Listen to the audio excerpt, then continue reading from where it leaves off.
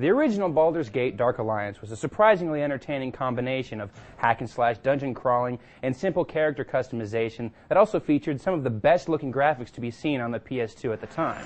It may not be as impressive today, but Baldur's Gate Dark Alliance 2 will surely satisfy players looking for more of the same well-crafted, accessible action RPG experience. The first Dark Alliance ended with a rather wicked cliffhanger, and Dark Alliance 2 dutifully picks things up from there. The three heroes from Dark Alliance appear in the opening cinematic and are swiftly captured by the wicked vampire king Mordok, who plans to use the fallen Onyx Tower of Eldritch the Betrayer for his own nefarious purposes. Dark Alliance 2's somewhat convoluted story makes plenty of references to the first game, but the game is still fun even if you're new to the series. Dark Alliance 2 offers you an all-new cast of 5. The Human Barbarian, the Dark Elf Monk, the Moon Elf Necromancer, the Dwarven Rogue, and the Human Cleric. Each has their own innate proficiencies that make the experience different depending on what you play with. And if you've got a friend who's willing to commit the 9 hours or so it'll take you to finish the game, Dark Alliance 2 lets you play through the game as a 2-player cooperative team. Though the ability to play as a party of 4, or the inclusion of online support would have been nice, the co-op mode still proves to be great fun. The main focus in Dark Alliance 2 is on questing. Each quest sends you through a dungeon or dungeon-type environment, fighting monsters and plundering treasure, and usually culminates in a boss fight. The action is straightforward, with melee and magic attacks issued in real time.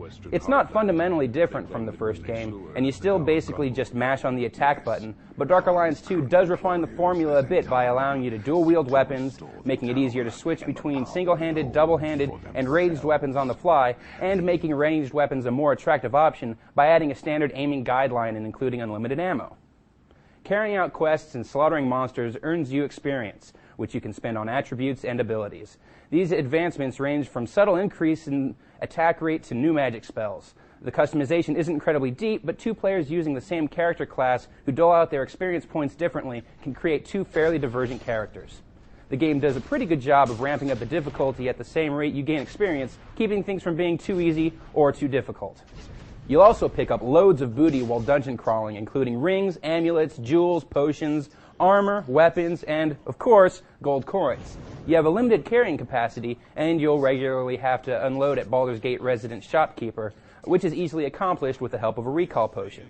You can also buy basic weapons and armor there, though better equipment usually awaits you in the dungeons. New to Dark Alliance 2 is the Workshop, where you can take existing pieces of weaponry and armor and equip them with special runestones and jewels. Every combination yields different results, and if you spend time to figure out the effects of each gem, you'll be able to craft weapons and armor of unparalleled power. In Dark Alliance, you had to either find or buy the best weapons. Now, you can just build them yourself. Baldur's Gate Dark Alliance was a great-looking PlayStation 2 game when it was released in December of 2001.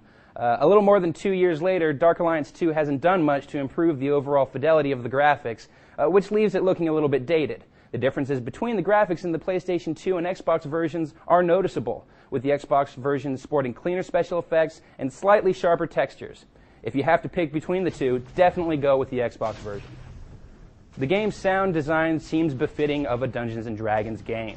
There's plenty of spoken dialogue littered with quasi-medieval language, all delivered in an appropriately serious tone by a skilled cast of voice actors. The orchestrated score is grand and sweeping, and swells to a crescendo whenever you encounter a big boss, although sometimes the music will start picking up some steam for no real apparent reason. The effects that accompany magic and melee attacks are satisfying, and your character will regularly shout out assorted battle cries in the heat of battle. Baldur's Gate Dark Alliance was an RPG for people who did not like RPGs, and its sequel does a fine job of maintaining that same design philosophy. The ending is a little unsatisfying, and the actual adventure is a little short, but the game offers plenty of replay value with 5 different character classes and a really enjoyable cooperative mode. If this is the final installment for the Dark Alliance name, it's not a perfect ending, but it's still pretty good. For an in-depth look at Baldur's Gate Dark Alliance 2, check out my full-text review.